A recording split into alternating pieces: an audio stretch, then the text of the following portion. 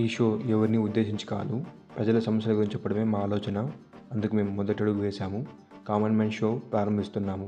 ఈ show chief guest ఎవరు అంటే ప్రజలే.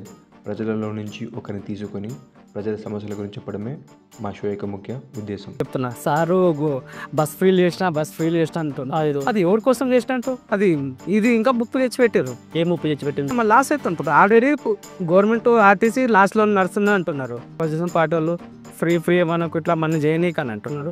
ఫ్రీ అంటే ఎవరి కోసం ఫ్రీ చేసినారు సార్? అది ఇంకో పాయింట్ చెప్తున్నా. సారు బస్ ఫీల్ చేసిన అంటున్నా. అది ఎవరి కోసం చేసినట్టు చెప్పండి. ఇప్పుడు ఆల్రెడీ గవర్నమెంట్ లాస్ ప్రైవేట్ మన ఏమంటారు ఆర్టీసీ వాళ్ళు అంటున్నారు లాస్ట్ ఇంకా చిన్నప్పటి నుంచి అదే అంటున్నా. కోట్ల బస్సు ఉన్నాయి కానీ వస్తున్నాయి, ఛార్జ్లు వస్తున్నాయి కానీ అది ఇది ఇంకా ముప్పు తెచ్చి పెట్టారు. ఏ ముప్పు తెచ్చిపెట్టిండ్రు? మళ్ళీ లాస్ అవుతుంది. ఆల్రెడీ గవర్నమెంట్ ఆర్టీసీ లాస్ట్లో నడుస్తుంది అంటున్నారు.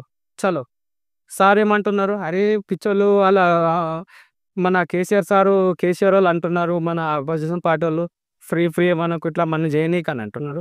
ఫ్రీ అంటే ఎవరి కోసం ఫ్రీ చేసినారు సార్? అది ఇప్పుడు భార్య ఫ్రీ చేసినారు అనుకోండి, సో లేడీస్ ఫ్రీ చేసారు అనుకో, ఓకే. మళ్ళీ అది డబ్బులు వాళ్ళు ఎట్లా వసూలు చేస్తున్నారు? భర్త దగ్గరికి వసూలు చేస్తున్నారు వాళ్ళు చేస్తున్నారు, అంతే కదా.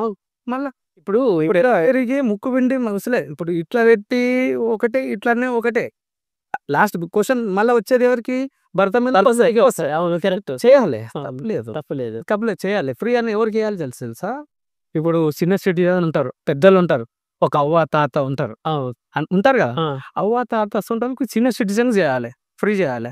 ఎందుకంటే ఇవాళ చూడండి సార్, చాలా మంది ఎవరు 100% అండి ఇవాళ రేపు తల్లిదండ్రులు చూసుకుంటూ పిల్లలు ఉన్నారు. 90% చూసుకుంటూ లేరు. మీకు తెలుసా? తెలుసు, మ్యాచ్ నడుస్తుంది. ఇప్పుడు మళ్ళీ ఇప్పుడు మన కేసు అయింది కదా సార్. ఇప్పుడు కొడుకు మీద కోడల మీద కేసు తల్లిదండ్రులు చూసుకుంటలేదని కేసు మళ్ళీ ఇది చేస్తారు కదా. ఎవరి మీద? కొడుకు మీద కోడల మీద అట్లా జనరేషన్. అవును చెప్తున్నది. అట్లా ఉండాలి. పెద్ద మనుషులు చేయాలి, సీనియర్ సిటిజన్ చేయాలి.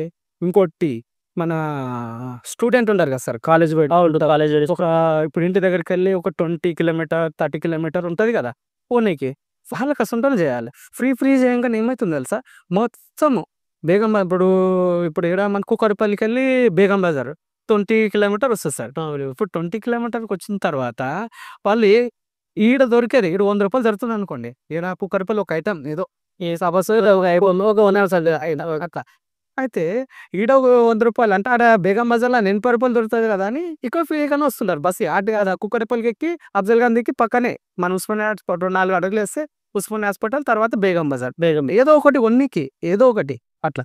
చాలా మంది చనిపోయారు సార్ లేడీస్ బస్సు గురించి. ఎప్పుడు చూడండి సార్, మళ్ళా ఏమంటారు మొగోళ్ళ కింద ఆడవాళ్ళు ఎక్కుంటారు బస్సులో.